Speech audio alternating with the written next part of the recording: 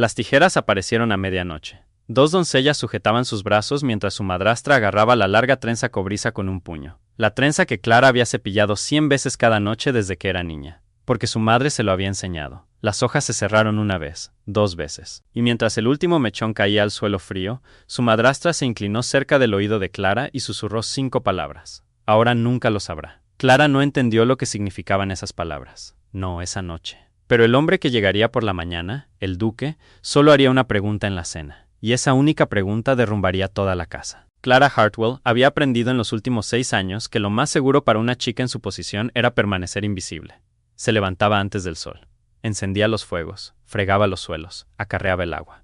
Comía en la cocina con los sirvientes, aunque esta casa había sido una vez la casa de su padre, y cada piedra en ella conocía su nombre. Su padre, Thomas Hartwell, había sido un hombre amable. Demasiado amable, solían decir los sirvientes. Lo suficientemente amable como para casarse con una viuda llamada Agatha 2 años después de la muerte de la madre de Clara, porque creía que una niña en crecimiento necesitaba la mano de una madre.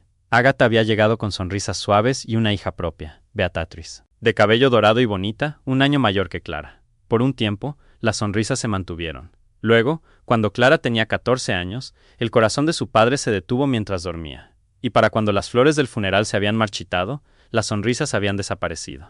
Te ganarás el sustento como todos los demás, había dicho Agatha. Estaba de pie en la puerta de la habitación de Clara mientras 2 lacayos llevaban las pertenencias de Clara al ático. Esta casa no puede permitirse chicas ociosas. La casa podía permitirse vestidos nuevos para Beatrice cada temporada. Podía permitirse las fiestas de Agatha y los carruajes de Agatha.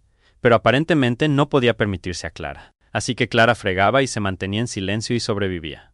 Solo le quedaba un tesoro y no se lo podían quitar, porque lo llevaba todos los días de su vida. Su cabello, rojo cobrizo, espeso y brillante, caía más allá de su cintura cuando se lo soltaba por la noche. El cabello de su madre. El cabello exacto de la hermosa mujer en el retrato que todavía colgaba sobre la escalera principal. El retrato que Agatha, de alguna manera, nunca se había atrevido a quitar. A veces, al pasar junto a esa pintura con un cubo en cada mano, Clara se detenía un momento y miraba hacia arriba. «Todavía estoy aquí, mamá», pensaba, «todavía estoy aquí». Eso fue antes de la noche de las tijeras. Comenzó con una carta. Clara estaba puliendo la plata en el comedor cuando llegó el mensajero. Un jinete con un fino abrigo oscuro, barro en las botas, un sobresellado en la mano. Oyó la voz de Agatha en el vestíbulo, azucarada y brillante, y luego oyó cerrarse la puerta del estudio. Lo que fuera que hubiera en esa carta, cambió la casa en 1 hora. Agatha recorrió los pasillos, dando órdenes como un general. Había que sacar la porcelana buena, ventilar el ala de invitados, flores frescas, velas nuevas, el vino francés de la bodega. «Estará aquí mañana al mediodía», oyó Clara decirle al ama de llaves, la señora Finch. «Todo debe ser perfecto. Todo». «¿Quién, señora?», preguntó la señora Finch. La respuesta de Agatha flotó por el pasillo, e incluso desde la distancia, Clara pudo oír el hambre en ella. El duque de Ravenscourt. El nombre significaba poco para Clara. Sabía lo que todos sabían, que Ravenscourt era una de las fincas más ricas de Inglaterra, y que se decía que su joven duque era frío como enero y nunca se le había visto sonreír. ¿Por qué un hombre así vendría aquí, a una casa de campo venida a menos con deudas apiladas en los cajones del estudio? No podía imaginarlo. Pero Beatrice sí podía. Clara la oyó esa noche a través de la puerta del salón, sin aliento por la emoción. «Un duque, mamá». «¿Por qué vendría un duque a vernos?» «Por una vieja promesa», dijo Agatha. Su voz era baja, cautelosa. Una promesa muy antigua hecha entre su difunto padre, y ella hizo una pausa. «Esta familia, una deuda de honor. Y las deudas de honor, mi querida, se pagan con un matrimonio». Beatrice chilló. Clara, de pie en el pasillo con la bandeja del té, sintió que las tazas temblaban muy ligeramente contra los platillos. Aunque no habría podido decir por qué. Algo en la pausa de Agatha. Algo en las palabras. «Esta familia», dicho de la manera en que una persona dice palabras que ha ensayado. Llevó el té, con los ojos bajos, invisible como siempre. Pero al dejar la bandeja sobre la mesa, lo sintió. La mirada de Agatha fija en ella. No en su rostro, en su cabello. Clara se lo había recogido bajo la cofia como siempre, pero algunos mechones cobrizos se habían soltado en su cuello. Sintió los ojos de Agatha en esos mechones como un conejo siente la sombra de un halcón. «Eso será todo, Clara», dijo Agatha suavemente, demasiado suavemente. Vinieron por ella después de la medianoche. Clara se despertó con la luz de una vela en su pequeña habitación del ático y unas manos agarrando sus brazos. Dora y Millie, las 2 doncellas que hacían lo que Agatha les pagaba extra por hacer. Clara abrió la boca para gritar.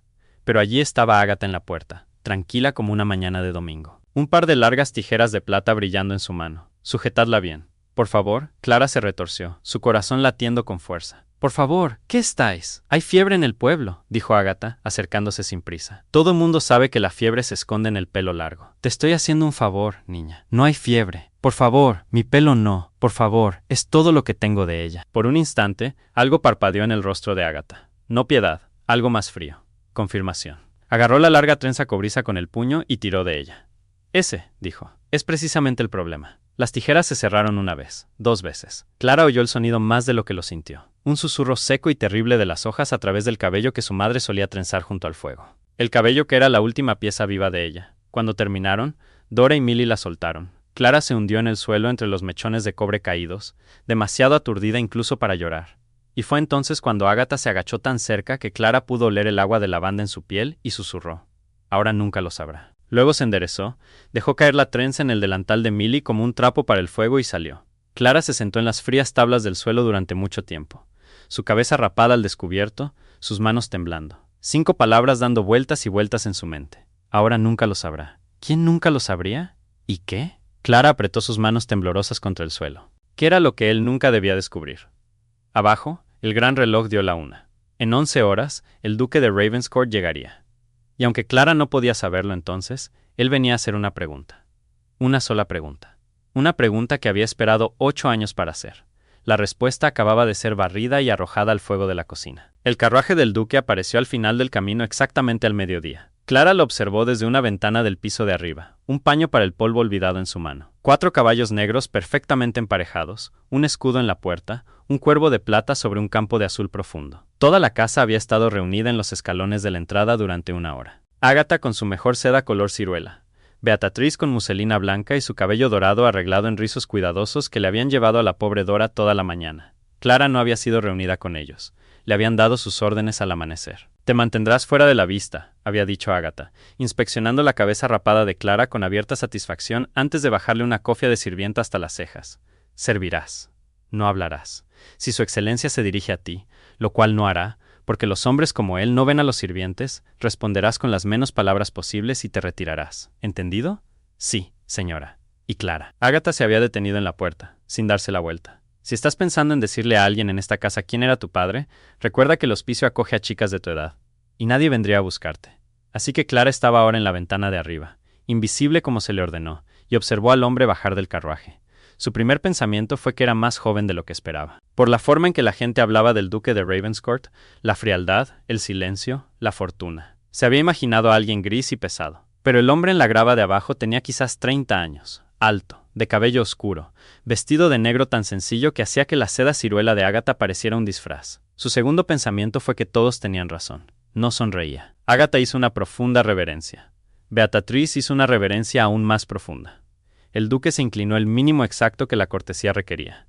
E incluso desde la ventana de arriba, Clara pudo ver que sus ojos ya se movían más allá de Agatha, más allá de Beatriz, a través de la fachada de la casa, las ventanas, los terrenos. No como un invitado admirando una finca, sino como un hombre buscando algo. Por medio latido, su mirada barrió la ventana donde ella estaba. Clara retrocedió tan rápido que casi derriba el lavabo.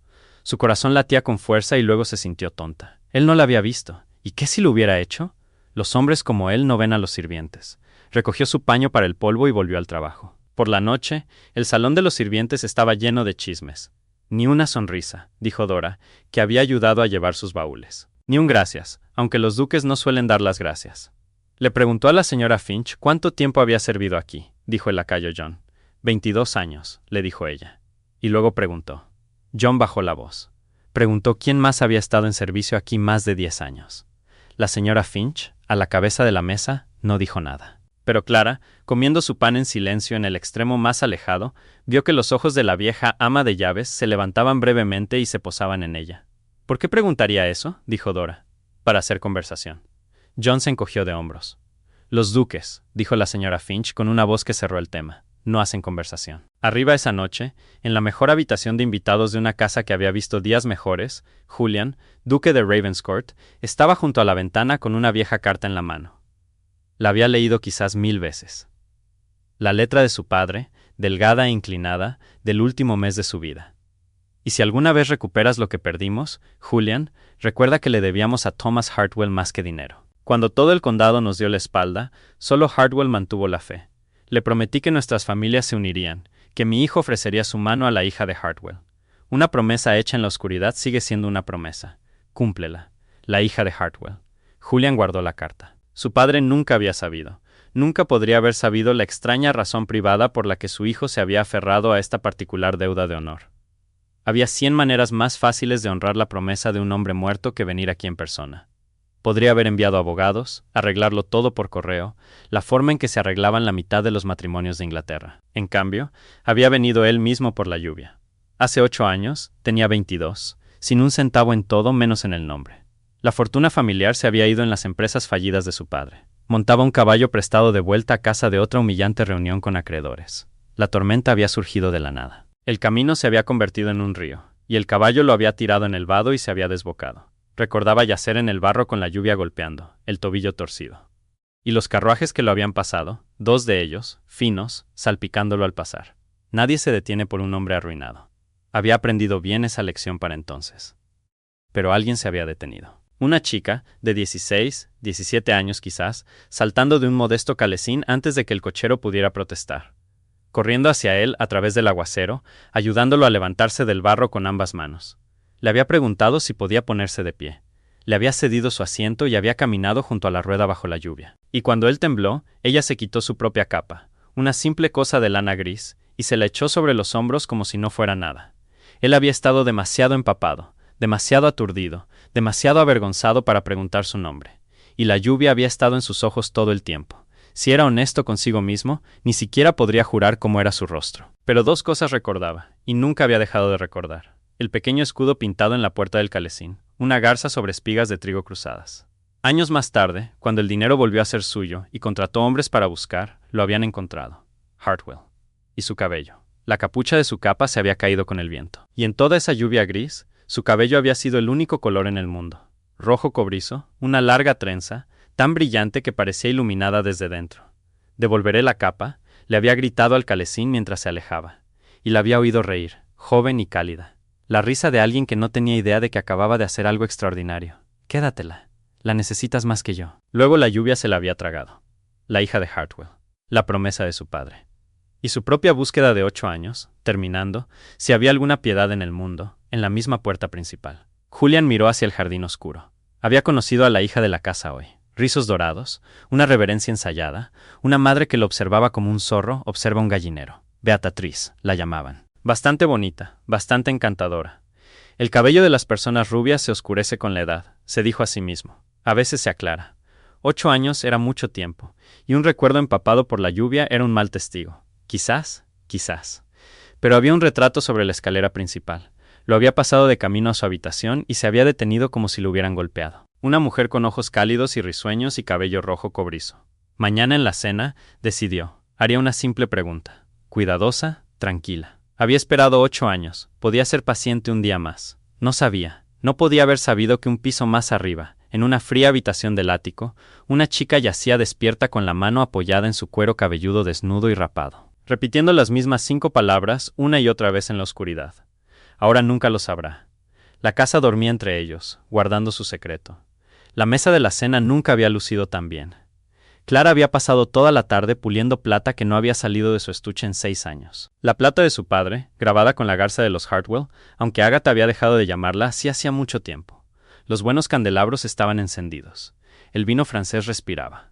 La cocinera había preparado 5 platos con un presupuesto familiar que normalmente se esforzaba por hacer 2. Y a Clara, con su vestido negro más sencillo y la cofia baja sobre su cabeza rapada, se le había asignado servir. Se había preguntado brevemente por qué Agatha le permitiría entrar en el comedor. Luego vio su propio reflejo en una bandeja pulida, hueca, ancha, rapada, sin forma en el negro de sirvienta, y lo entendió. No quedaba nada que ocultar. Las tijeras se habían encargado de eso. ¿Qué mejor prueba de que Clara no era nadie que dejar que el duque la mirara directamente y no viera nada en absoluto? El grupo entró a las 8. Agatha resplandeciente, Beatriz radiante, y el duque con su sencillo traje negro, retirando la silla de Beatriz con perfecta cortesía mecánica. Su excelencia nos honra, ronroneó Agatha mientras servían la sopa. Un viaje tan largo y vino usted mismo.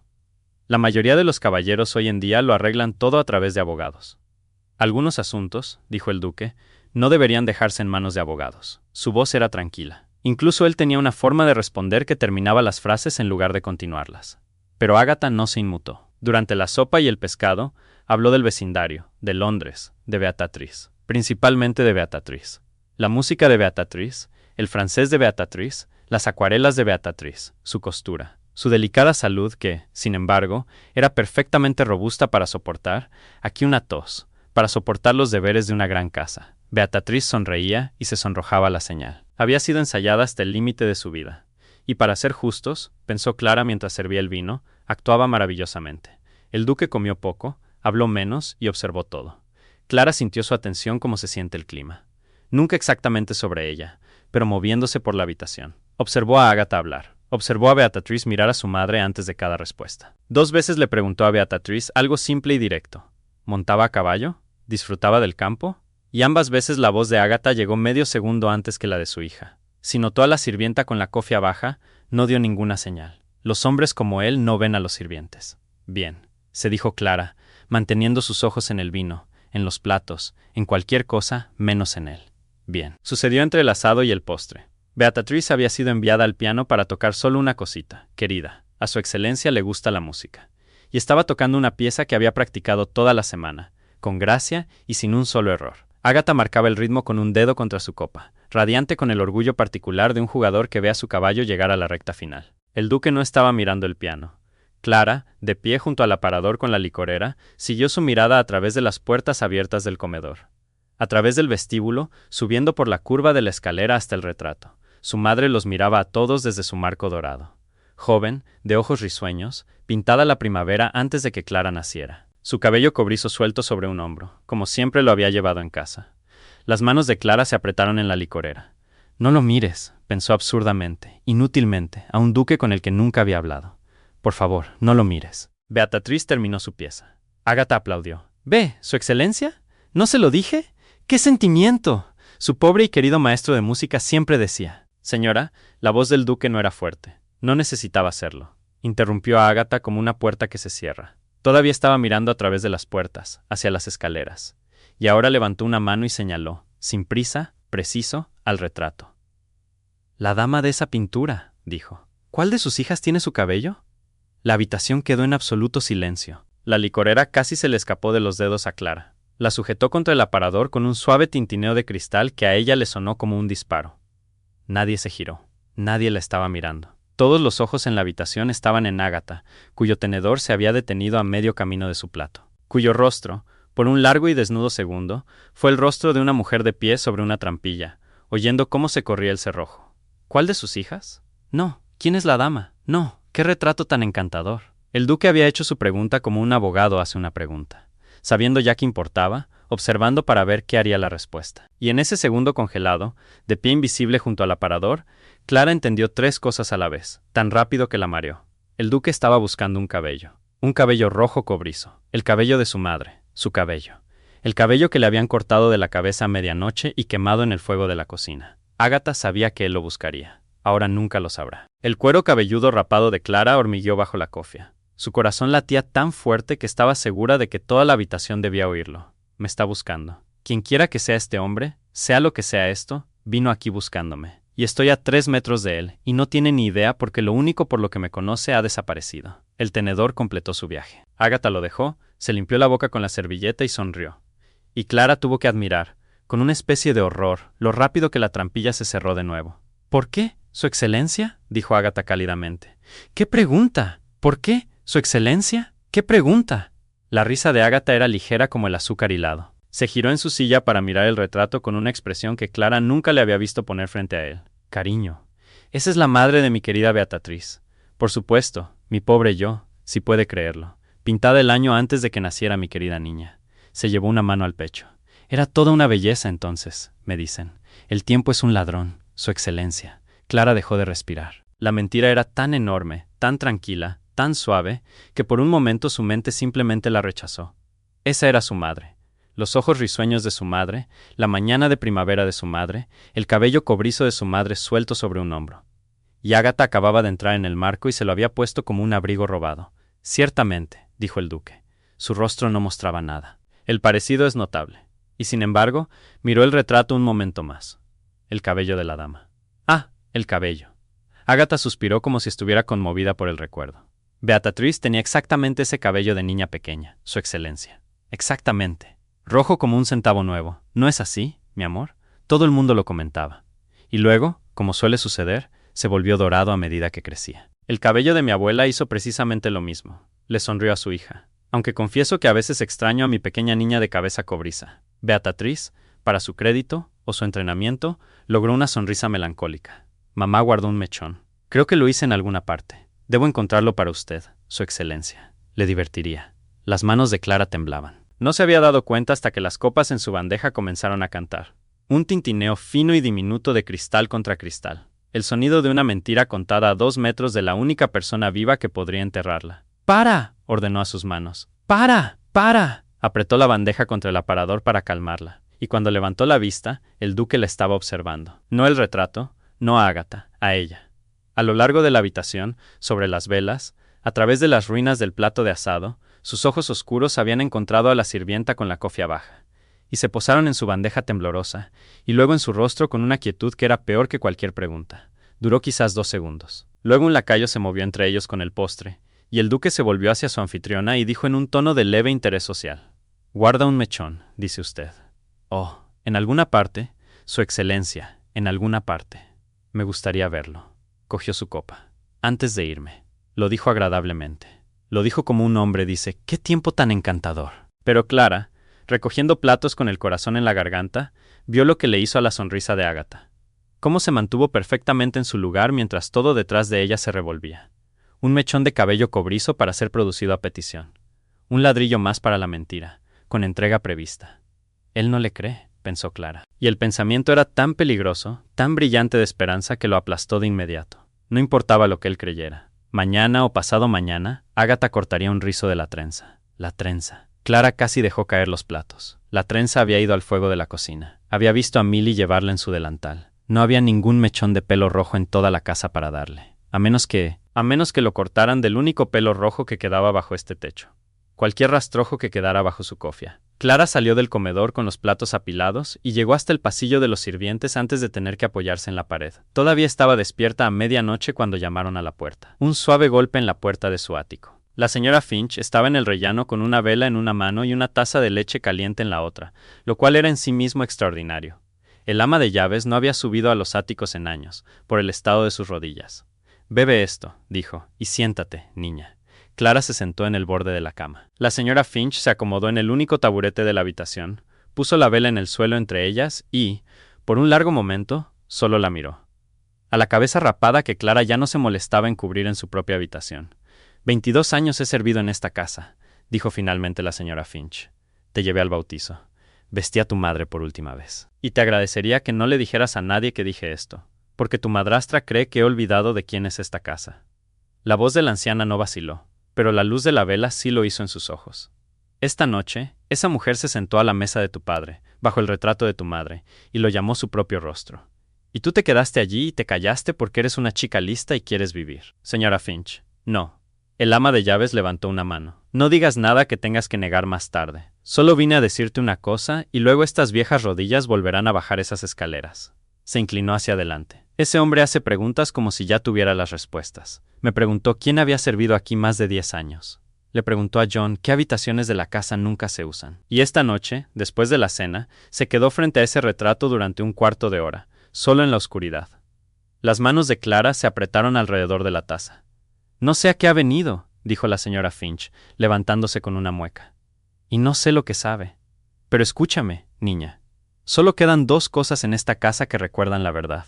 Una es ese retrato». Recogió su vela, y en la puerta se detuvo sin darse la vuelta. «La otra soy yo». Las escaleras crujieron y se desvanecieron, y Clara se quedó sola. Se recostó en su estrecha cama y miró la oscuridad. Abajo, en algún lugar del ala de invitados, había un hombre que había cruzado Inglaterra para hacer una pregunta sobre un cabello rojo. Entre ellos estaba Agatha, una trenza quemada y un mechón de cobre que aún no existía.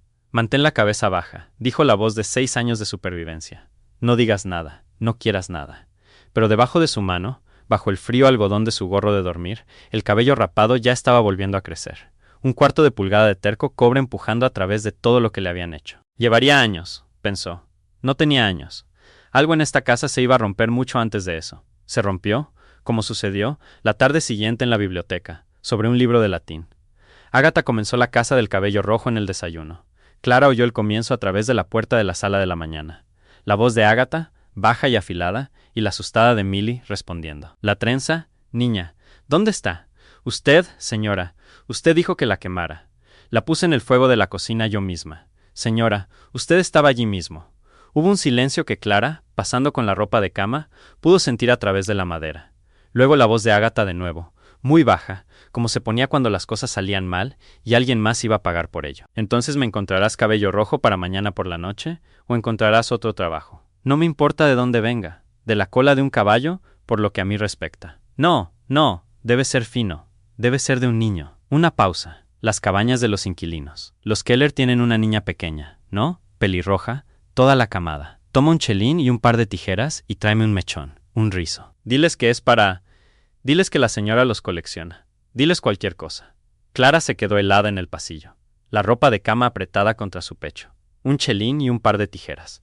Eso era todo lo que se necesitaba para construir una mentira para un duque. Un rizo cortado de la hija de un inquilino, atado con una cinta, envejecido entre las páginas de una Biblia y presentado con un suspiro. El cabello de bebé de mi querida Beatriz. ¿Quién en el mundo lo cuestionaría? Él lo haría, le susurró algo.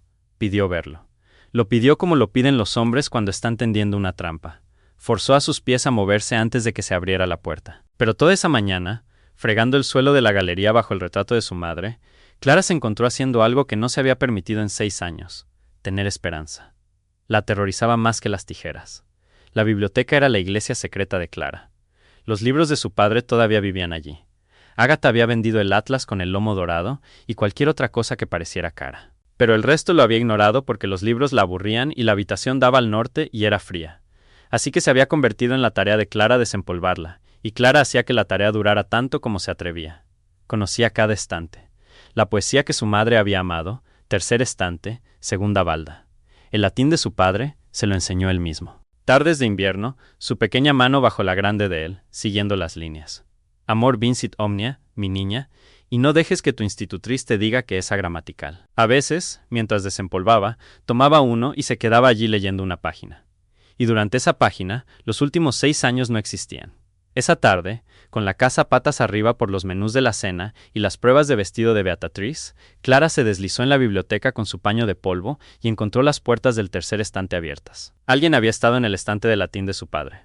2 volúmenes yacían en la mesa de lectura, el Virgilio y el viejo César de su padre con el lomo verde agrietado. Clara chasqueó la lengua por las doncellas, ninguna de las cuales sabía leer, y todas usaban los libros como taburetes. Recogió el César y lo colocó donde había vivido durante 30 años, con el lomo hacia afuera, tercero desde la izquierda, sin necesidad de mirar. Interesante, dijo una voz tranquila detrás de ella. Clara se giró, con el paño apretado contra el pecho. El duque de Ravenscourt estaba sentado en el asiento de la ventana, casi oculto por el borde de la cortina, con un libro abierto en su regazo. Había estado allí todo el tiempo, observándola.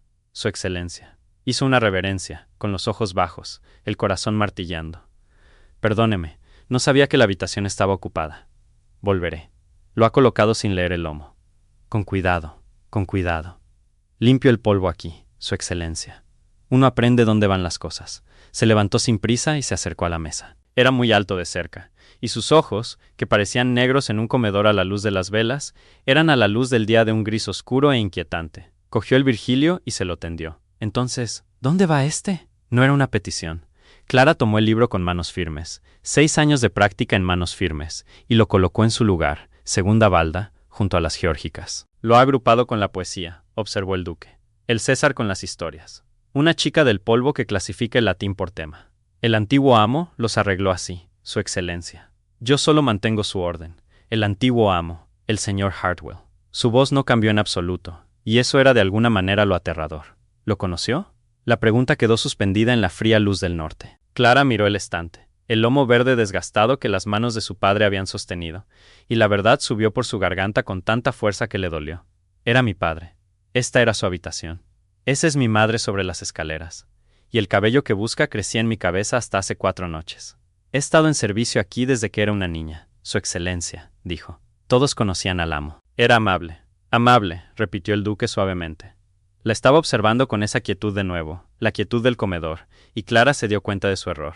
Había respondido a la pregunta sin responderla, y él coleccionaba respuestas así. Miró sus manos sosteniendo el paño, agrietadas, gastadas por el trabajo. Y luego su mirada se detuvo en su garganta, donde la delgada cadena de plata que nunca se quitaba se había deslizado fuera de su cuello cuando se estiró para alcanzar el estante. «Es una cadena fina para una doncella», dijo. La mano de Clara voló hacia ella demasiado rápido, cerrándose sobre la cadena y lo que fuera que colgaba de ella, deslizándola de nuevo bajo el algodón negro. Era de mi madre, su excelencia. ¿Y su madre era? La puerta de la biblioteca se abrió de golpe. ¡Ahí estás! Ágata estaba en la puerta y Clara la vio analizar la escena con un solo vistazo. El duque, la doncella, la distancia entre ellos, y se puso blanca alrededor de la boca mientras su voz permanecía melosa. Su excelencia. Perdone la intrusión. Beatriz pregunta por usted en la sala de música. Ha encontrado el dúo más dulce. Clara. La miel se endureció. La plata del comedor no se pulirá sola. Y después, la cocinera te quiere. Falta una cuchara desde ayer, y estoy segura de que querrás ayudarnos a dar cuenta de ella. Falta una cuchara. Clara sintió que la palabra se cernía sobre ella como una red. Todos en la habitación sabían lo que era. Todos, excepto quizás el duque. Y cuando se arriesgó a mirarlo una vez mientras salía con una reverencia, vio que él también lo sabía. Estaba mirando a Ágata como había mirado el retrato, contando algo. Señora, oyó decir a Clara detrás de ella, tan agradable como siempre mientras la puerta se cerraba. Nunca me la presentó. El nombre de su doncella es Clara, ¿verdad? No oyó la respuesta de Ágata, pero oyó la pausa antes de ella, y la pausa fue muy larga.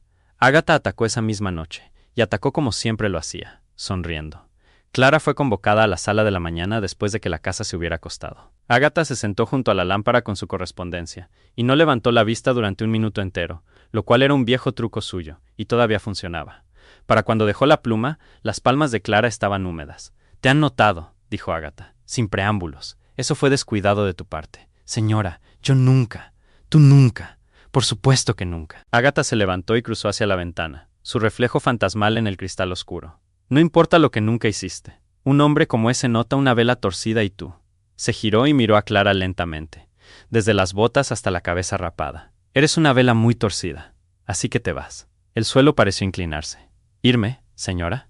«A casa de mi prima Prout en el norte. Ha estado enferma y necesita un par de manos fuertes. Te irá muy bien allí». Ágata volvió a su escritorio y tomó su pluma de nuevo, como si el asunto fuera una lista de la compra. «El carruaje viene por ti mañana por la noche, después de que la casa esté dormida. No se lo dirás a nadie, ni a la cocina, ni a las doncellas. Una pausa, y no a la señora Finch. Si su excelencia notara una sirvienta menos, lo cual no hará, te fuiste a cuidar a una tía enferma. Las chicas de tu clase siempre se van a cuidar a tías enfermas. Señora, por favor». Clara oyó la grieta en su propia voz y la odió. «Esto es, yo nací en esta casa». La pluma de Ágata se detuvo. «No», dijo muy suavemente sin levantar la vista. «La hija de un caballero nació en esta casa. No veo ninguna por aquí. ¿Y tú?»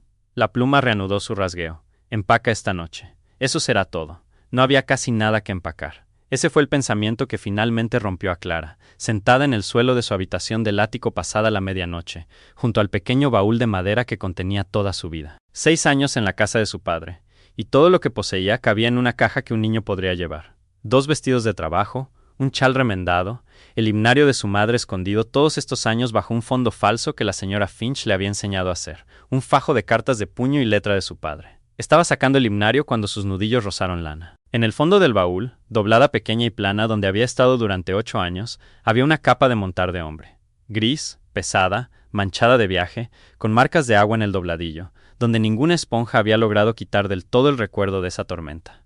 Clara se sentó sobre sus talones. Tenía 17 años. Volvía del pueblo en el calesín con el viejo Samuel conduciendo. El cielo se volvía verde negruzco, y luego la lluvia llovía como el fin del mundo. Y en medio del vado inundado, un hombre en el barro. Joven, empapado hasta los huesos, una pierna torcida debajo de él. Y 2 finos carruajes ya habían pasado a su lado, arrojando agua. Recordaba estar tan enfadada por eso. Recordaba haber saltado antes de que Samuel pudiera detenerla. El hombre se había avergonzado. Eso era lo que más recordaba. No herido, no asustado. Avergonzado. De la forma en que lo están los hombres cuando el mundo los ha estado pateando durante mucho tiempo y un extraño llega para presenciarlo. Intentó rechazar su asiento. Intentó rechazar la capa. Se la echó sobre los hombros de todos modos porque estaba temblando y le dijo que se la quedara. «La devolveré», le había gritado al calesín, de pie bajo el aguacero con la lana gris a su alrededor. La devolveré, te doy mi palabra. Y ella se había reído, y la lluvia se lo había tragado, y ni siquiera le había preguntado su nombre. 2 semanas después, un paquete había llegado a la casa, dirigido solo a la joven dama del calesín de Hartwell. La capa, limpia y planchada, sin carta ni remitente. Su padre se había burlado de ella por su misterioso caballero durante un mes. 6 semanas después, su padre estaba muerto, y Agatha era dueña del mundo, y la capa había ido al fondo del baúl con todo lo demás que había terminado. Clara la sacó ahora y la sostuvo contra su pecho a la luz de la vela. Extrañas las cosas que sobreviven. La trenza era ceniza. La casa era de Agatha. Su nombre, para mañana por la noche, no pertenecería a nadie. Un par de manos fuertes en el norte, sin pasado, sin retrato, sin pruebas. Y sin embargo, aquí estaba esta capa gris que un hombre que se ahogaba había prometido devolver y había devuelto. Porque aparentemente existía en algún lugar del mundo al menos una persona que cumplía su palabra. No se la llevaría al norte. El pensamiento llegó completo y seguro, aunque no podría haberlo explicado. La casa de la prima Prout se tragaría todo lo que entrara en ella. Algunas cosas no deberían ser tragadas. Clara envolvió la capa en papel marrón, y antes de que la vela se consumiera, la llevó a través de la casa dormida hasta la pequeña puerta del salón de la señora Finch, y llamó. La vieja ama de llaves abrió con su gorro de dormir, echó un vistazo a la cara de Clara y se hizo a un lado sin decir una palabra. «Me envían lejos», dijo Clara. «Mañana por la noche. No debo decírtelo». Su voz se mantuvo firme. «Así que no te lo estoy diciendo. Solo dejo algo a tu cuidado». Puso el paquete en las manos de la señora Finch. «Perteneció a un viajero una vez», dijo Clara. «Nunca vendrá a por él, pero si alguna vez lo hiciera». Y ahí su voz finalmente falló, solo por un momento, sobre la ruina total de todo. «Si alguna vez lo hiciera, dáselo y dile que la chica Hartwell dijo que la deuda fue pagada hace mucho tiempo». La señora Finch miró el paquete durante un largo rato.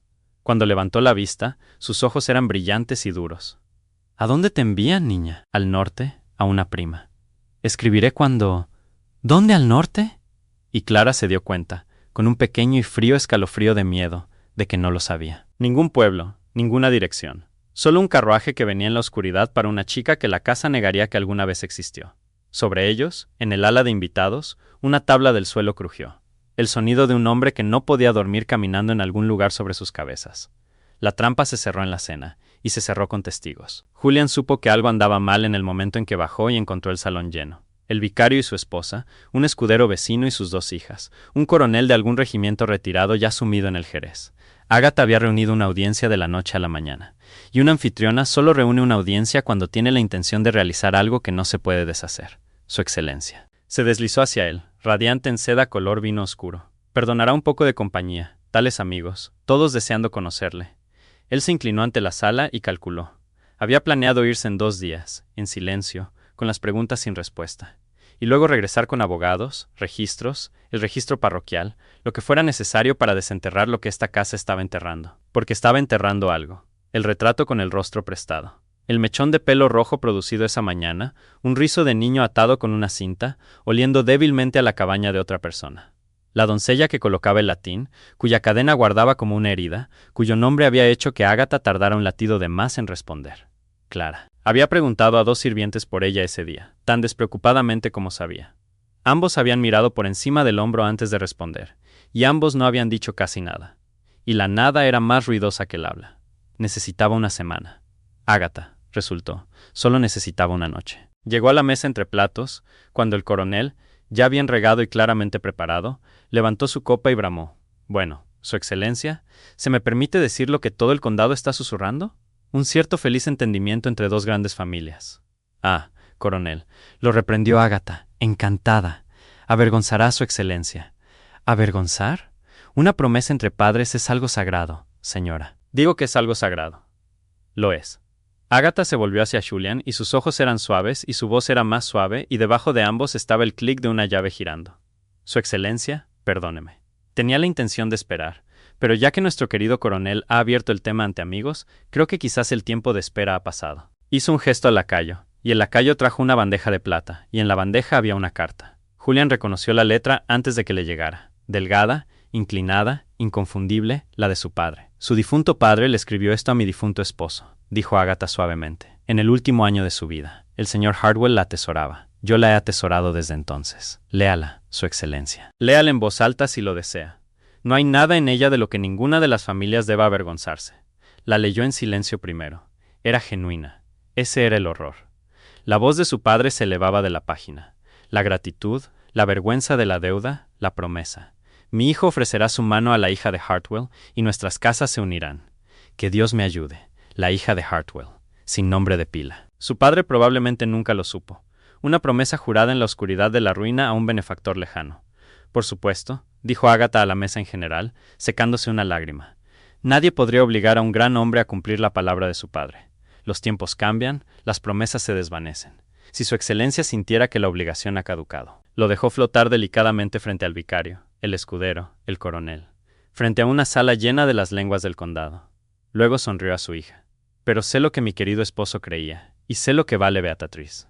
Beatriz se sentó con su cabeza dorada inclinada, sonrojándose a la orden, y Julián la miró y comprendió la arquitectura de toda la velada. Rechazar ahora, ante testigos, con el juramento de su padre en la mano. Y él era el duque que escupía sobre la palabra de un hombre muerto, la palabra de su propio padre muerto, para abandonar a una chica inocente en su propia mesa. La historia llegaría a Londres antes que él. Honrar la promesa, y se casaba con la hija equivocada de la casa correcta. La hija equivocada. Su certeza lo sorprendió con su violencia. No tenía pruebas. Una cadena, una estantería, una pausa. Nada que un tribunal o un condado sopesaría por un segundo contra la palabra jurada de una madre y un mechón de pelo de bebé. Todos lo estaban observando. La copa del coronel todavía estaba levantada. «Señora», dijo Julián lentamente, «la palabra de mi padre es mi palabra». La sala estalló en aplausos. En algún lugar de la mesa, la esposa del vicario ya estaba llorando felizmente. El coronel estaba de pie rugiendo un brindis. Agatha se llevó ambas manos al corazón, triunfante, humilde, insoportable. Y Julián, levantándose con su copa, porque no había nada más que hacer, oyó su propia voz como desde una gran distancia, diciendo las cosas necesarias. Honrado, las dos familias, a su debido tiempo. Mientras dentro de él, algo se desbocaba como un caballo en un establo en llamas. A su debido tiempo, había dicho. No una fecha. Se había dejado ese margen. Un compromiso aún no era una boda, y los abogados podían ser lentos, y los registros se podían encontrar. Una semana. Todavía solo necesitaba una semana. No la consiguió. Clara oyó los aplausos desde la escalera de servicio. El sonido bajó por la vieja casa como el clima. Un oleaje distante de aplausos y el rugido del coronel al duque y su novia. Y ella se quedó en la oscuridad con una bandeja de copas limpias y entendió que había terminado. Todo. El retrato, la pregunta, la aterradora pequeña esperanza que había estado llevando consigo desde la biblioteca como un carbón en su delantal. Beatriz. Por supuesto, Beatriz. ¿De dónde había salido siquiera la esperanza? Un hombre la había mirado 2 veces y había preguntado el nombre de una doncella, y 6 años de buen juicio casi la habían abandonado por ello. Basta, se dijo a sí misma, y casi agradeció el carruaje que venía a medianoche.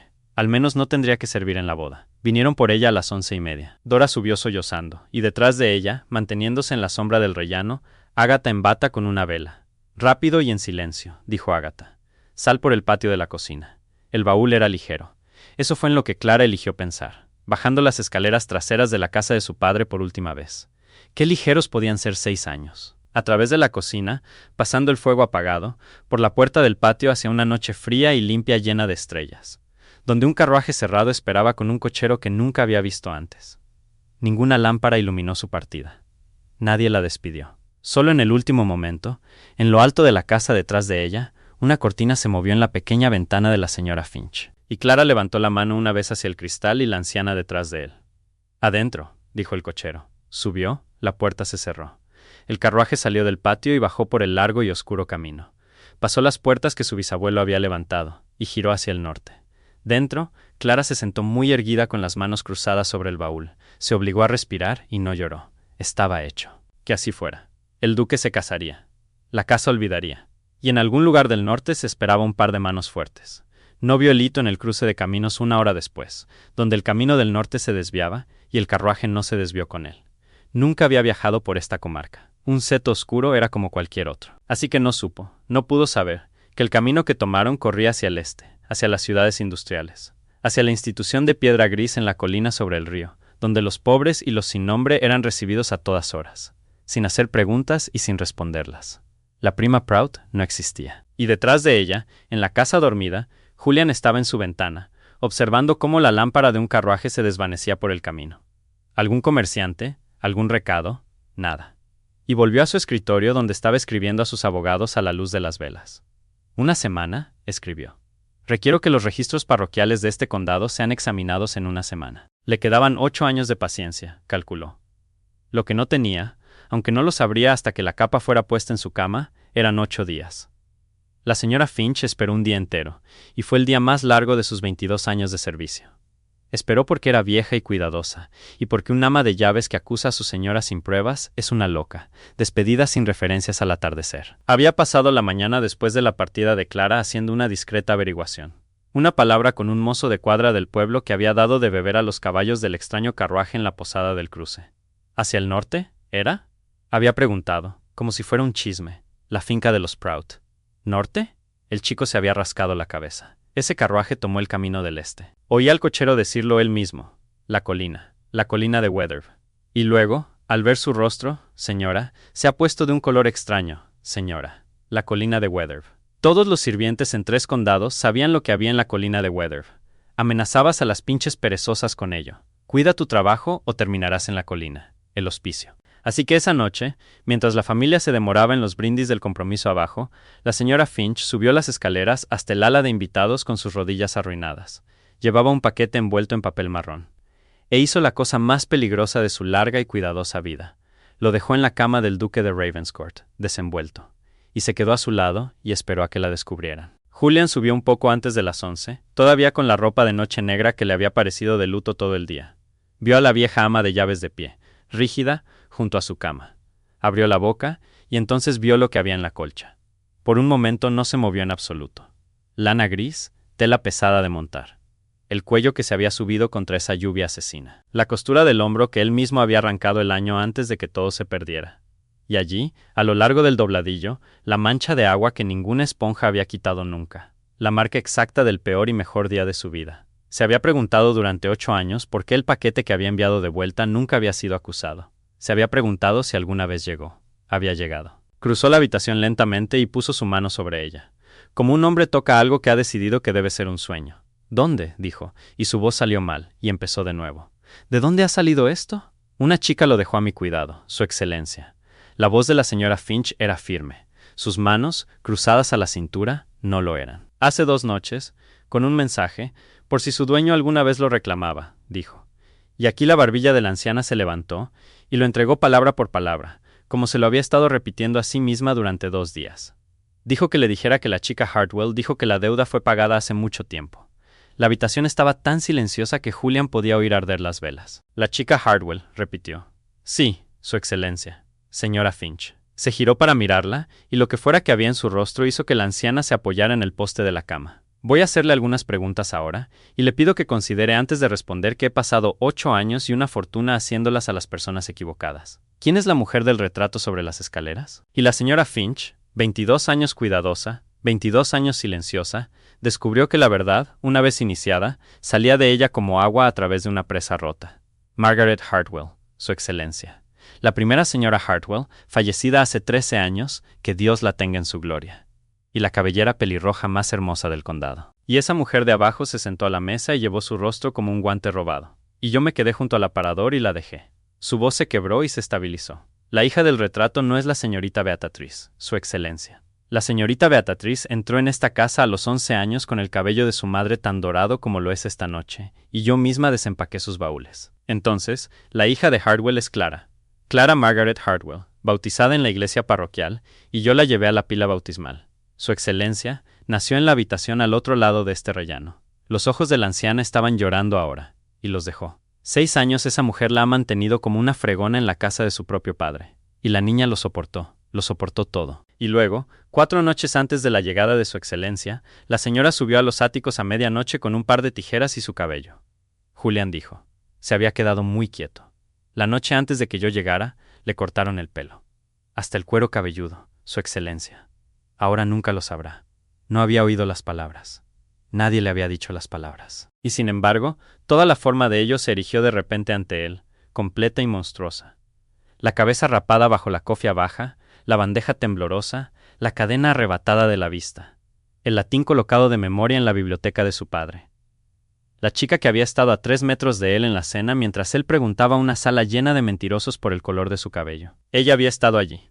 Había estado allí, sosteniendo la licorera, invisible en el negro de sirvienta. La chica de la lluvia, la chica de 8 años de búsqueda. Y él la había mirado sin verla, exactamente como su madrastra sabía que lo haría. Porque lo único en lo que confiaba para reconocerla había sido quemado en la chimenea de la cocina. Se había sentado a esa mesa buscando una trenza de cabello cobrizo. Y mientras tanto, la deuda de honor, la promesa, la búsqueda, cada camino de su vida había terminado en una chica fregando el suelo bajo el retrato de su propia madre. ¿Dónde está?, dijo. El rostro de la señora Finch se arrugó. Se ha ido, Su Excelencia. Hace 2 noches, la misma noche de los brindis. La señora la metió en un carruaje de alquiler después de la medianoche para una prima enferma en el norte. Dijo. Solo que no hay prima, Su Excelencia, y el carruaje nunca fue al norte. Las manos de la anciana se retorcieron. Tomó el camino del este hacia la colina de Weatherb, hacia el hospicio, Su Excelencia. Y la dejé ir. Me quedé en mi ventana y vi las lámparas bajar por el camino y la dejé ir. Pero estaba hablando a una puerta abierta. Julian bajó la gran escalera de 2 en 2, pasando el retrato, hacia el salón donde la familia y los últimos invitados se sentaban a jugar a las cartas y tomar licores. Agatha presidiendo, Beatrice al piano, el coronel dormido en un sillón de orejas. Se detuvo en medio de la alfombra, y algo en el sonido de su llegada detuvo todo lo demás. Las cartas, la música, el ronquido del coronel. Agatha se levantó, sonriendo. Su Excelencia, casi lo dábamos por perdido. ¿Jugará una mano de...? ¿Dónde está Clara Hartwell? La pregunta aterrizó en la habitación como un candelabro caído. La hizo como había hecho la primera, en voz baja, precisa, sabiendo ya qué importaba. Pero esta vez no estaba observando para ver qué haría la respuesta. Esta vez estaba observando cómo el rostro de una mujer se descomponía. Fue por etapas, y todos los invitados en la habitación vieron cómo sucedían las etapas. La sonrisa se mantuvo, los ojos no. Clara, el nombre de una doncella. Nada negable. Pero no había dicho Clara. Había dicho Clara Hartwell. Y lo había dicho en el salón de la casa Hartwell con la esposa del vicario sentada erguida en el sofá. Y no había ninguna versión de la siguiente frase que no lo terminara todo. Su Excelencia, no. No tenemos a nadie de ese. Señora, la voz de Julian nunca se alzó. Eso fue lo que la esposa del vicario diría después. Lo aterrador. Nunca se alzó en absoluto. Está a punto de decirme una mentira, y le aconsejo con todo mi corazón que no lo haga. El registro de su parroquia está siendo copiado para mis abogados mientras hablamos. Su ama de llaves ha encontrado su lengua, y el mechón de pelo en el bolsillo de mi pecho pertenece a la hija de un inquilino llamada Keller. La cinta todavía huele al cebo de su madre. Dio un paso más cerca. Así que, lo intentaremos una vez más. Y puede considerar antes de responder que la chica que puso en un carruaje hace 2 noches es la hija a la que la carta de mi padre me obliga. ¿Dónde está? En el silencio, la copa de licor de alguien se volcó y rodó sin que nadie le hiciera caso por la mesa de cartas. Fue Beatrice quien respondió. Se había levantado del piano, blanca como su muselina, una mano apretada contra sus costillas. Y cuando habló, su voz era pequeña y clara, y rompió el poder de su madre en la habitación para siempre. La colina de Weatherb, dijo Beatrice. Mamá hizo que la llevaran a la colina de Weatherb. La oí dar la dirección. Su boca tembló y se reafirmó. No lo supe hasta que estuvo hecho. Juro por Dios que no lo sabía, pero ahora lo sé. Y no me pondré un vestido de novia de esta manera. Ni por un ducado, ni por nada. ¡Beatrice! La voz de Agatha fue un latigazo, pero restalló en el aire. Julian ya se había ido. Lo oyeron en el vestíbulo y luego en el patio. Su voz llegando a través de la puerta abierta al salón en ruinas. El caballo más rápido de ese establo, ahora. Ensillado, nada más. Y luego cascos en la grava, alejándose hacia el este en la oscuridad. A un ritmo que ninguna lámpara de carruaje podría seguir. En la pared sobre la escalera, serena a la luz de las velas, Margaret Hartwell los observaba a todos, y reía su risa pintada. Julian cabalgó toda la noche como lo había hecho todo durante 8 años, como si lo que perseguía pudiera desvanecerse si reducía la velocidad. El camino del este era negro y lleno de baches, la luna entraba y salía de nubes veloces, y 2 veces el caballo casi se cayó en la oscuridad. No redujo la velocidad. En algún lugar detrás de él yacía un salón lleno de escombros. Un compromiso muerto en la alfombra, un coronel despertando entre balbuceos en medio de un escándalo. Y nada de eso pesaba tanto como una pluma contra el único pensamiento que martillaba en él con el galope. 2 noches ha estado en ese lugar. 2 noches. Sabía lo que eran los hospicios. Había visitado uno una vez como un joven señor al que le mostraban las instituciones de mejora del distrito. Las salas grises, el roble deshilachado, el olor a lejía y sopa agria, los rostros que habían dejado de esperar nada. Había vuelto a casa después y no había podido cenar. Y eso había sido como visitante. La chica de la lluvia le había dado a un extraño que se ahogaba su capa de sus propios hombros. Y el mundo, en su sabiduría, le había respondido con 6 años de servidumbre, un par de tijeras y la colina de Weatherb. No 3 noches, dijo en voz alta, a la oscuridad, al camino, a Dios si estaba escuchando. Ella no pasa una tercera noche en ese lugar. El amanecer era una línea gris detrás de las chimeneas de las ciudades industriales cuando subió traqueteando la larga colina sobre el río. Y la institución surgió de la niebla matutina exactamente como la recordaba. Un gran cuartel ciego de piedra oscura por el hollín, puertas de hierro. Y sobre las puertas, en letras que algún comité sin duda había encontrado edificantes. Labor, omnia, vincit. El trabajo todo lo vence. Julian miró el lema con 8 años de furia por estanterías de latín en su interior y tiró de la cuerda de la campana con fuerza suficiente para despertar a los muertos. El portero que vino estaba dispuesto a ser difícil. No era día de visita. No eran horas de visita. El director estaba desayunando. Y entonces la lámpara de la puerta iluminó correctamente el rostro y la ropa del visitante, y oyó la palabra Ravenscourt. Y se convirtió, en el espacio de 3 segundos, en el hombre más complaciente del norte de Inglaterra. El director del hospicio recibió a su excelencia en un salón frío que olía a tinta y repollo, y confirmó, con el libro de registro abierto, que sí, hace 2 noches una joven fue traída en un carruaje privado, lo cual era irregular. Pero las tasas se habían pagado por un trimestre completo por adelantado, lo cual era aún más irregular. ¿Pagado?, dijo Julian. ¿Pagado por quién? La parte no dejó nombre, su excelencia. El director pasó el dedo por la columna. La joven fue registrada como, entrecerró los ojos, Clara, sin apellido, sin familia. Eso es lo que indicaba la carta adjunta, su excelencia. Sin apellido, sin familia, sin correspondencia que reenviar. Levantó la vista, inquieto, comenzando a entender que algo estaba muy mal con su ordenado libro de registro. No es inusual, su excelencia. La gente tiene sus razones para. Lléveme con ella. Su excelencia, el pabellón de mujeres no es. Julian puso ambas manos planas sobre el libro de registro y se inclinó. Y lo que el director vio en su rostro cerró la discusión. Tiene un apellido, dijo Julian en voz baja. Tiene una familia. Y usted va a llevarme con ella ahora. La encontraron en el patio. El patio de las mujeres era un cuadrado de tierra apisonada entre altos muros, donde 2 docenas de figuras con uniformes grises tomaban su media hora de aire matutino. Caminaban por el perímetro de 2 en 2 y de 3 en 3 con la cabeza gacha contra el viento. El director comenzó a escanear la fila, murmurando, ¡La nueva admisión! ¡La nueva admisión! Pero Julian ya había dejado de mirar a otro lado. Ella estaba apartada, en la pared del fondo, donde un saúco raquítico se había abierto paso de alguna manera a través del suelo compactado. Vestido gris, delantal gris, una cabeza rapada desnuda al frío. Le habían quitado incluso la cofia de sirvienta. Estaba mirando hacia arriba a través de las ramas negras el cielo en movimiento, completamente quieta. Y Julian la reconoció al instante y absolutamente. Y comprendió en el mismo latido que había sido un tonto durante 8 años. Había buscado un cabello, contratado hombres, comparado escudos, memorizado un color. Y la verdad era que podría haber pasado junto a 100 trenzas cobrizas en la calle sin girarse. Porque nunca había sido el cabello. Era esto. La forma particular en que se mantenía dentro de la catástrofe. Erguida, atenta al cielo. La quietud exacta de la chica que había bajado a la inundación mientras 2 finos carruajes pasaban. Como si la lluvia fuera simplemente algo que el mundo estaba haciendo, y ella otra cosa. Cruzó el patio. Las filas grises de mujeres se detuvieron y miraron. El director se apresuró tras él, balbuceando algo sobre el procedimiento. Julian no oyó nada. Ella se giró al sonido de sus botas, se puso blanca y hizo una reverencia que 6 años habían hecho reflexiva. Con los ojos bajos, todo su cuerpo tenso. Incluso aquí, pensó, y casi lo deshizo. Su excelencia. Su voz era baja y firme. Si la señora lo ha enviado a recuperar la propiedad de la casa, no tome nada. Pueden registrar el baúl. No tomé nada que no fuera. No tomaste nada, asintió Julian. Que no fuera tuyo.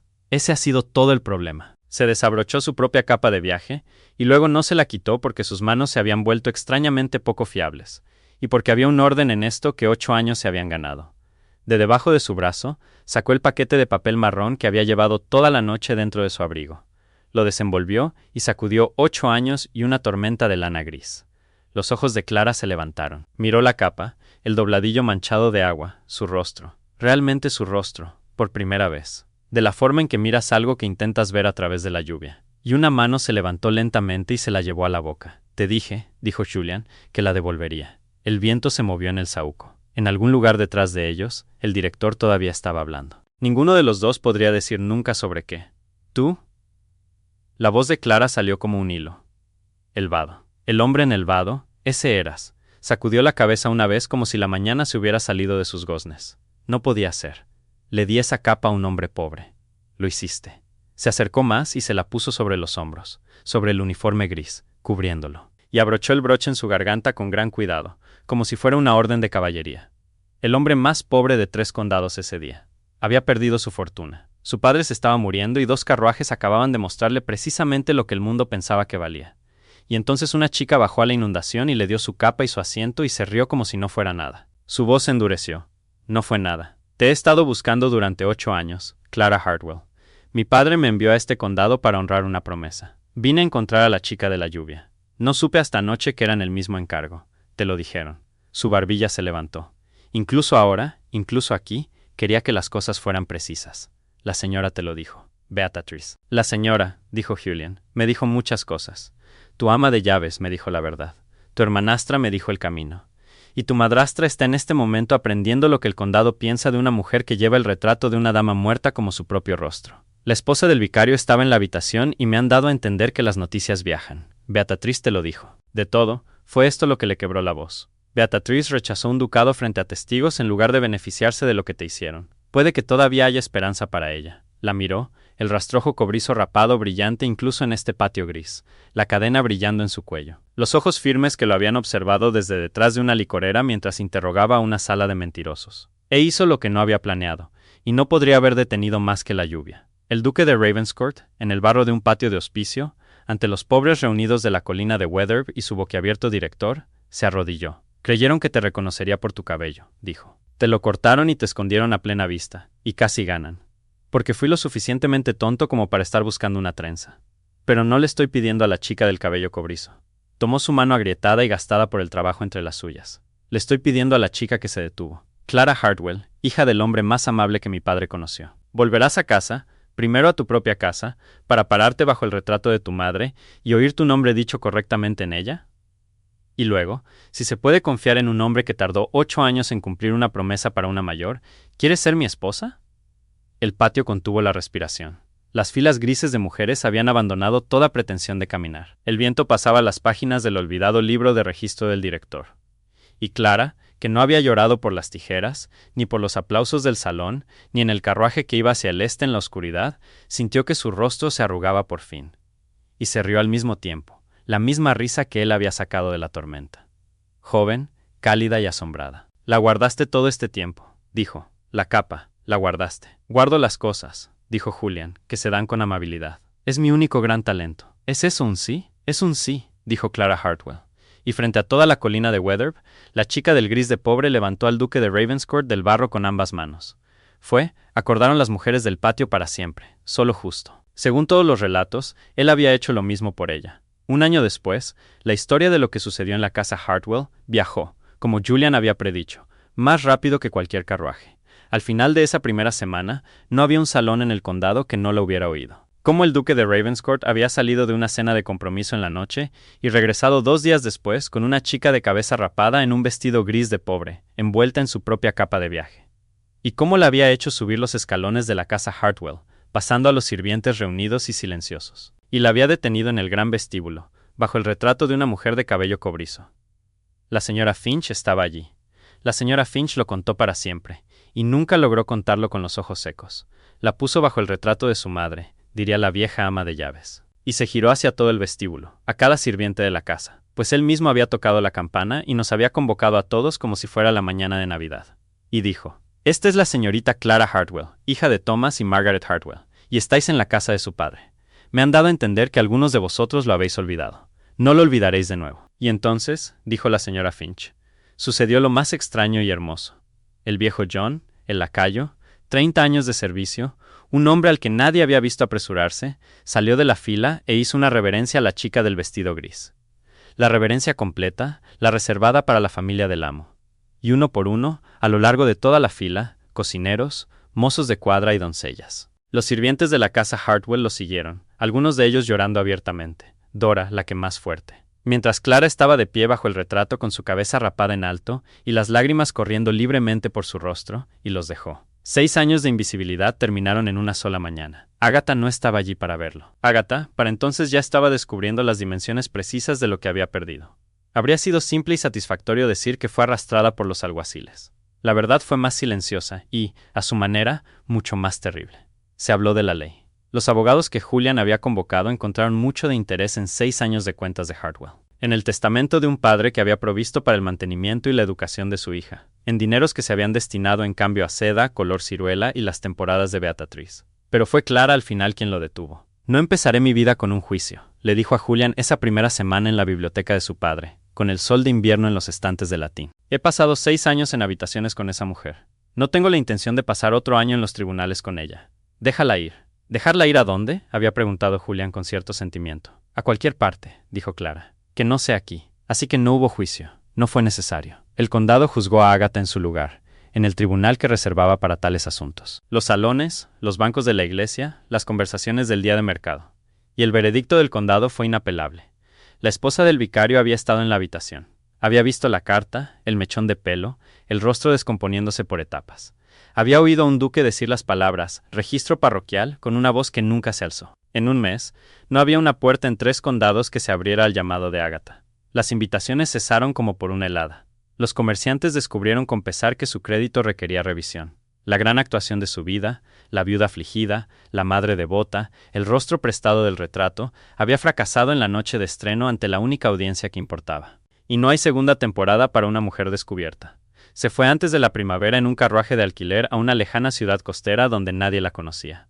La misma manera de partida sin marcar, observó la señora Finch con sombría satisfacción, que una vez había arreglado para otra persona. Se dijo que les dijo a sus nuevos vecinos que era la viuda de un caballero cruelmente tratado por parientes importantes. Se dijo que acogió a un huésped. Se dijeron muchas cosas. La casa Hartwell dejó de escuchar. Le escribió 2 veces a Beatrice. La primera carta exigía, la segunda suplicaba. Beatrice respondió solo a la segunda con un giro bancario modesto, lo suficientemente regular como para mantener a su madre respetablemente, y no más. Y una sola línea que Clara la había ayudado a componer, porque Beatrice se había sentado sobre el escritorio durante 1 hora llorando, incapaz de encontrar palabras que no fueran ni crueles ni falsas. No te faltará nada necesario, mamá. No me pedirás nada más. Porque ese fue el fruto más extraño de todo ese extraño año. Beatrice. Ella también había intentado irse en esos primeros días crudos. Había bajado con sus baúles empacados, con el rostro pálido, a donde Clara supervisaba la apertura de las habitaciones cerradas del este. Y dijo rígidamente que iría con una tía en Bath, que entendía perfectamente que no podía quedarse, que solo pedía un día de gracia para organizar el viaje. Clara la había mirado durante un largo momento. El cabello dorado, los guantes finos, la boca temblorosa. 6 años de pequeñas crueldades y miradas desviadas. Y un solo momento en un salón lleno de testigos, cuando esta chica mimada y asustada se había levantado de un piano y había tirado un ducado con 4 palabras. La oí dar la dirección. No sabías nada del hospicio, dijo Clara.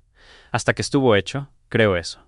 Y cuando importó, cuando te costó todo hablar, hablaste. Se volvió hacia las contraventanas, y la luz entró en las habitaciones del este por primera vez en 6 años. Desempaca tus baúles, Beatrice.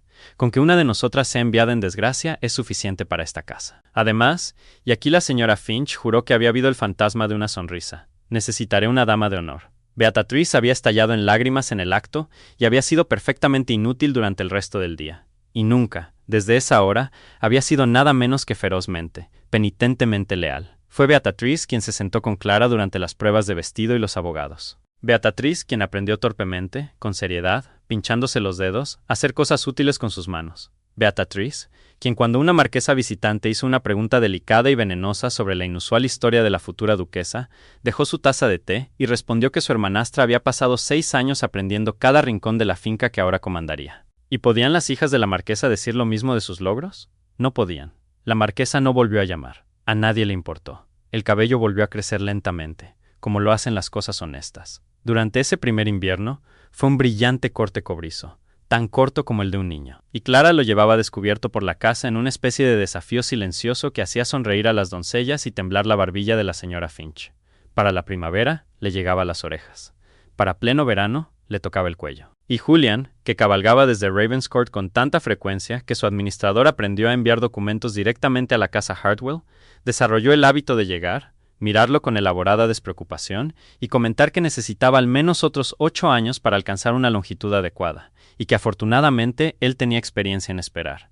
No se casaron rápidamente. Eso sorprendió al condado, que se había preparado para una boda escandalosamente rápida. No sorprendió a nadie que los conociera. Había una finca que desenredar, los asuntos de su padre. 6 años de administración de Agatha, anudados y desangrados, restaurados cuenta por cuenta hasta que la tierra de Hartwell volvió a ser sólida. Había inquilinos que visitar. La familia Keller recibió, para su desconcierto, un techo nuevo, una vaca lechera y el agradecimiento privado y risueño de un duque por el préstamo de un rizo rojo. Había una chica que había pasado 6 años sin ser nadie, aprendiendo cuidadosamente, con ocasionales contratiempos de portazos, a ser alguien de nuevo, a dar una orden a sirvientes que recientemente habían sido sus iguales, a sentarse a la cabeza de una mesa que recientemente había servido, a pasar junto al retrato de su madre como una hija de la casa, y no un fantasma en ella. Y sobre todo, estaba la larga y pausada alegría de 2 personas que habían pasado 8 años creyendo que la otra era medio imaginada, descubriendo que eran reales. Se lo contaron todo ese año en la biblioteca con la luz del norte desvaneciéndose. Él le contó sobre la ruina, la verdadera profundidad de ella, que no le había contado a nadie. Los acreedores, los últimos meses de su padre en cama, la carta con su promesa jurada en la oscuridad. Ella le contó sobre los 6 años, no todo de una vez y no fácilmente. Y hubo tardes en que él salía de esas conversaciones y se quedaba mucho tiempo en la ventana, dominándose. Porque las cosas que le habían hecho casualmente tenían una forma de deshacerlo por completo. Él le contó sobre la búsqueda, los agentes contratados, las pistas falsas, las extrañas pelirrojas por las que había cruzado calles para ver, sintiéndose cada vez como un loco. Ella se rió hasta llorar por el escudo con el que la había encontrado, una garza y espigas de trigo pintadas en un calesín. Y luego lloró de verdad porque el calesín había sido vendido en su primer año de servidumbre, y ella lo había visto alejarse por el camino. Todo lo que vendieron, dijo Julian en voz baja esa noche, lo encontraremos. Lo que no se puede encontrar, lo perdonaremos. Pero no se te quitará nada más, Clara. Esa es toda mi política. No es sofisticada, pero pretendo ser consistente. Fue consistente. Cuando finalmente le mostró lo que colgaba de la delgada cadena de plata, lo que había guardado de sus ojos en la biblioteca hacía una vida, era el anillo de bodas de su madre, escondido durante 6 años de los inventarios de Agatha. Julian lo miró durante mucho tiempo. Luego preguntó, con una voz que no era del todo la suya, si consideraría casarse con él. Y Clara, que se había prometido que había terminado de llorar ese año, descubrió que no era así. Se casaron en la iglesia parroquial en una mañana de finales de septiembre, casi una semana después de la noche de las tijeras. El condado vino, todo él. Curiosos y grandes señores y la esposa del vicario en el primer banco, con la expresión de una mujer que había estado en la habitación y presidiría el final de esta historia como su legítima custodia. Los inquilinos vinieron, limpios y radiantes, los niños Keller en una fila como monedas de cobre. Los sirvientes de la casa Hartwell vinieron, todos, por instrucción expresa de la novia, quien había dictaminado que una casa que una vez la olvidó recordaría esto juntos. Dora sollozó desde el primer himno y tuvo que ser sostenida por John. Beatriz se levantó como dama de honor, dorada y seria, y sostuvo las flores de la novia. Y solo los más cercanos vieron que sus manos temblaban por el honor. La señora Finch no se sentó con los sirvientes. La señora Finch, por insistencia ducal, se sentó en el banco de la familia, erguida en seda negra nueva con botones de azabache. 22 años de cuidadoso silencio terminados. Toda la historia ahora suya para guardar y contar. Y cuando Clara pasó a su lado subiendo por el pasillo, la novia se salió de toda regla de procesión, se inclinó y besó la mejilla de la anciana. La congregación abandonó toda pretensión de compostura. El propio vicario necesitó un momento. Clara vestía de blanco, y el anillo de su madre fue puesto en su mano, donde había comenzado. Y su cabello, de un año de crecimiento, cobrizo brillante, demasiado corto aún para los imponentes arreglos de la moda, estaba peinado simplemente cerca de su cabeza, entretejido con pequeñas flores blancas. Cada alma en la iglesia sabía por qué era corto. Lo llevaba como una corona. Y cuando el vicario preguntó quién entregaba a esta mujer en matrimonio, hubo un pequeño silencio. Porque su padre llevaba 13 años en el cementerio de afuera, y todos lo sintieron. Hasta que el viejo John, el lacayo, preparado y ensayado y temblando como una hoja, dio un paso adelante con su mejor abrigo, y dijo con una voz que llegó hasta el campanario: «La casa de su padre lo hace». La compostura de Julian, que había sobrevivido a la ruina, a 8 años, y a Agatha, casi no sobrevivió a eso. El desayuno de bodas se celebró en la casa Hartwell, y fue durante los brindis que los invitados notaron lo que se había hecho en la gran escalera. El retrato de Margaret Hartwell colgaba donde siempre había colgado, de ojos risueños, cabello cobrizo suelto sobre un hombro. Pero ya no colgaba solo.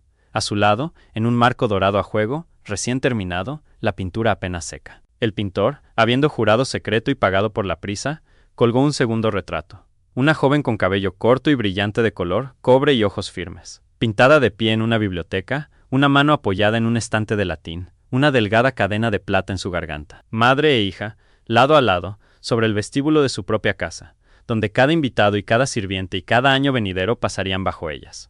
Debajo del segundo marco, en una pequeña placa de latón, por instrucción expresa e innegociable del duque, corría una sola línea grabada. y los invitados que se inclinaban a leerla, esperando un nombre y una fecha, encontraron en cambio 5 palabras que no significaban nada para la mayoría del condado y todo para las 2 personas que importaban. Se detuvo bajo la lluvia. Partieron hacia Ravenscourt a última hora de la tarde en el buen carruaje con el cuervo de plata en la puerta, a través de caminos dorados por las hojas que caían. La mitad de la parroquia los acompañó hasta el cruce de caminos. Los niños Keller corrieron a su lado arrojando flores tardías hasta que sus piernas se rindieron. Y fue allí, una milla más allá del cruce, con las chimeneas de Hartwell hundiéndose detrás de las colinas y Ravenscourt todavía muy lejos, que el tiempo, que se había mantenido brillante todo ese día perfecto, finalmente cambió. El cielo se volvió plomizo sobre los campos. Las primeras gotas golpearon el techo del carruaje, gordas y deliberadas. Y luego toda la dulce cortina gris de una lluvia de otoño cayó sobre el mundo. Clara se rió a carcajadas. «Por supuesto», dijo. «Por supuesto que llueve». «Lo ordené», dijo Julian gravemente, «hace semanas». Era el único detalle que Beatriz no estaba manejando. Metió la mano debajo del asiento del carruaje y sacó algo que había colocado allí esa mañana con sus propias manos, sin decírselo a nadie. Lana gris doblada, pesada, manchada de viaje, una marca de agua a lo largo del dobladillo que ninguna esponja levantaría jamás, y que ninguno de los dos permitiría jamás que se levantara. La capa. Limpia, guardada, llevada a través de la ruina y la fortuna y 8 años de búsqueda. Y ahora, finalmente, exactamente donde pertenecía. La sacudió y la puso alrededor de los hombros de su esposa, sobre el vestido de novia blanco, y abrochó el broche en su garganta con el mismo cuidado absurdo que en el patio del hospicio. Y Clara puso su mano plana contra la vieja lana sobre su corazón y lo miró. Y ninguno de los dos dijo nada en absoluto durante una milla o más, porque hay momentos que las palabras solo gastan, y ambos habían aprendido costosamente a ahorrar. La lluvia tamborileaba en el techo. Las lámparas de Ravenscourt aparecieron doradas a través del gris, muy abajo en el valle, como una casa que había estado esperando mucho tiempo. «¿Te das cuenta?», dijo Clara finalmente contra su hombro, «que me la has devuelto ahora. La capa, después de todo eso, 8 años guardándola, y simplemente me la has entregado». «Lo he hecho», asintió Julian. «Estaba destinada a ser tuya. Te dije que te la quedaras». «Y yo te dije a ti», dijo el duque de Ravenscourt, cerrando su mano alrededor de su esposa, alrededor de la mano agrietada, gastada por el trabajo, amada, con el anillo de su madre en ella, que la devolvería. Una promesa hecha en la oscuridad sigue siendo una promesa. Le besó el cabello, cobrizo brillante y de un año de crecimiento, mientras la lluvia los llevaba a casa. Además, nunca fue realmente la capa lo que estaba guardando. Afuera, la tormenta lavaba el mundo. Adentro, bajo la lana gris, la chica que se detuvo y el hombre que buscó cabalgaron juntos hacia las ventanas iluminadas. Porque algunas cosas, una vez dadas con amabilidad, siempre encuentran el camino a casa. Gracias por escuchar la historia hasta el final. Por favor, cuéntanos desde qué ciudad nos estás viendo y qué te hizo sentir la historia. No olvides suscribirte para no perderte nuevas historias.